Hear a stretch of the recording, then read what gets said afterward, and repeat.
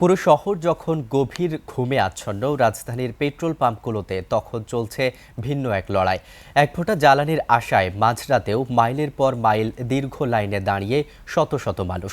10 থেকে 12 ঘন্টার দীর্ঘ অপেক্ষা আর শরীর সায় না দেয়ায় কেউ কেউ বাইকের ওপরই ঢলে পড়েছেন ঘুমে, কেউ বা একে অপরের সাথে কষ্টের গল্প ভাগ করে পার করছেন রাতের প্রহর। সিরাতাল মুস্তাকিমের রিপোর্ট।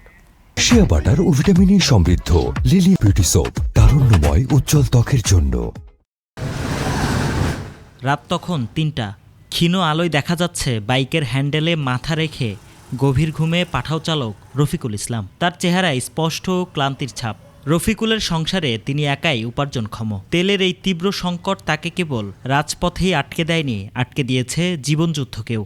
আমি যদি একদিন রাইড শেয়ার না করি তাহলে আমার সংসারের চাকাটা বন্ধ হয়ে যায়। এখন এই যে রাত জায়গা, এখন তেল নিতে হইতেছে, দিনের বেলা পরিশ্রম করতে হচ্ছে। সুমন গাজী, তার গল্পটাও রফিকুলের মতোই। দীর্ঘ ২২ ঘন্টারও বেশি সময় দাঁড়িয়ে আছেন তেলের পাম্পে। তবে তেল পেতে অপেক্ষা করতে হবে সকাল ৯টা পর্যন্ত। শুক্রবার সকাল 5টা বাজে ইডেন কলেজের সামনে ছিয়াল ধরছি।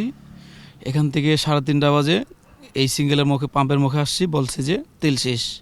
পরে আমি আর কোথাও যাই নাই, এই সিরিয়াল নিয়ে এভাবেই এখনও বসে আছি পাম্পে। তাদের মতো শত শত চালকের একই অবস্থা। দীর্ঘ 10 থেকে 12 ঘন্টার অপেক্ষার পর শরীর যখন আর সায় দিচ্ছে না, তখন কেউ কেউ বাইকের সিটকেই বানিয়ে নিয়েছেন বিছানা। একঘেয়েমি কাটাতে অনেকেই মেতেছেন গল্পে। জ্বালানি তেলের এই সংকট কেবল যাতায়াতই ব্যাহত করছে না, বরং হরণ করছে খেটে খাওয়া মানুষের বিশ্রামের সময়টুকু। আমাদের জ্বালানি প্রতিমন্ত্রী একটা বিবৃতি দিয়েছেন।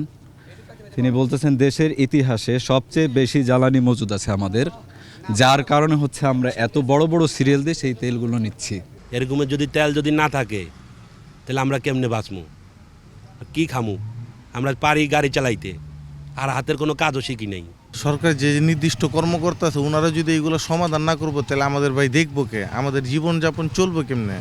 মাঝরাতের এই বিষণ্ণতা বলে দেয় জ্বালানি সংকট সাধারণ মানুষের জীবনকে কতটা বিষিয়ে তুলেছে। দিনভর হাড় ভাঙা খাটুনি আর রাতভর তেলের লাইনে দাঁড়িয়ে থাকা, এই দুইয়ের চাপে পিষ্ট হচ্ছে মধ্যবিত্তের জীবনযুদ্ধ। সিরাতাল মুস্তাকিম, 21 টেলিভিশন, ঢাকা।